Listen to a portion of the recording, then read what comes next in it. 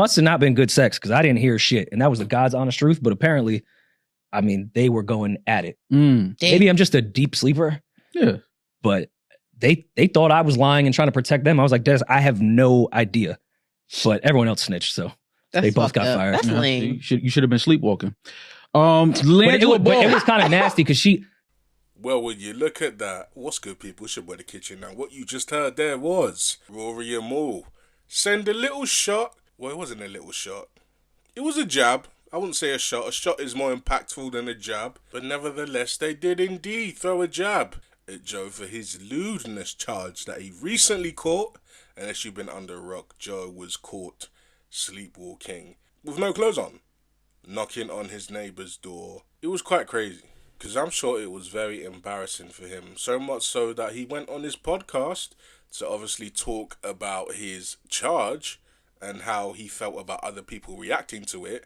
And he was quite surprised that his quote-unquote ops didn't react to it, because if the tables were somehow turned and Joe found out that his ops were sleepwalking, he would have a field day with it.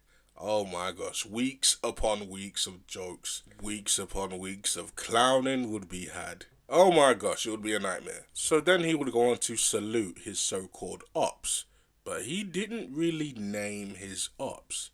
So I got to thinking, and the first two people that came into my mind was Rory and Mal. Now I thought that I would hear jokes upon jokes, a bunch of subs coming from Rory and Mal, but they didn't really say anything because obviously they had let Julian go, and that was kind of the main topic of conversation within the Rory and Mal community. So I just took it as maybe they just didn't want to talk about it because they're not into mess. They've said that themselves, that they just want to be a podding about jokes because they don't necessarily care about the drama, and they don't want their podcast to be centered around drama, which I kind of can respect. But nowadays, if your podcast isn't somewhat filled with some type of drama, with some type of controversy, you're gonna be left behind, and that's just podding in 2024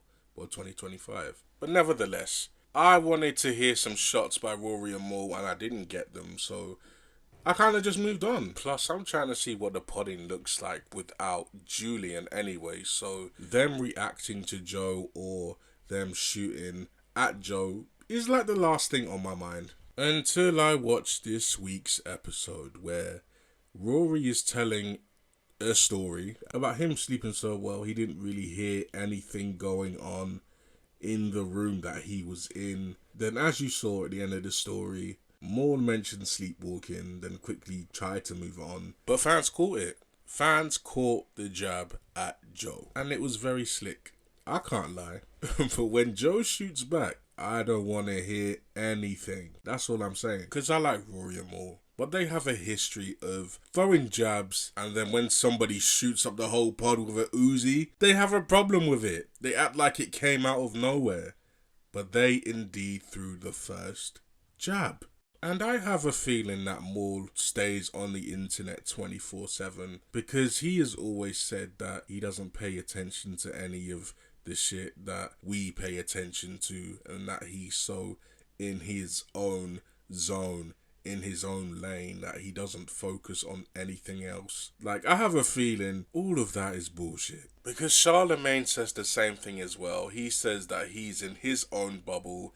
He says that he only focuses on the people around him. He has his quote-unquote nieces to tell him what's new and what's popping. But even he managed to throw some shots at Joe on his latest episode of The Brilliant Idiots. Miss_Ruiz says, how do you guys feel about sleepwalkers? It's a tragic illness, man. It is. I think it affects a lot of good people, and I think we gotta have a lot of empathy. You guys know any? Yes, even Andrew Schultz joined in. It seems like everybody is clowning Joe now. They don't even say his name. Anytime you just mention the word sleepwalking, people just think about Joe Budden. And it is... It's sad. It's sad, man. because he can't control it. But then again, Charlamagne and Joe have had a history of a love-hate relationship. 1 minute they're cool, 1 minute they're sworn enemies, 1 minute they're threatening each other, the other minute they're bigging each other up. It's just a very confusing relationship that they have. But of course Charlamagne was going to clown Joe. Any opportunity to clown Joe. Charlamagne is at the front of the line. And as for Andrew and Joe, Joe has always hated Andrew. Joe has always seen Andrew as somebody that's under him, which I don't know why, because Andrew is way much bigger than Joe right now. And it's been that way for years, actually. He's no longer Charlemagne's lackey, that he likes to call him. Andrew is at a high level.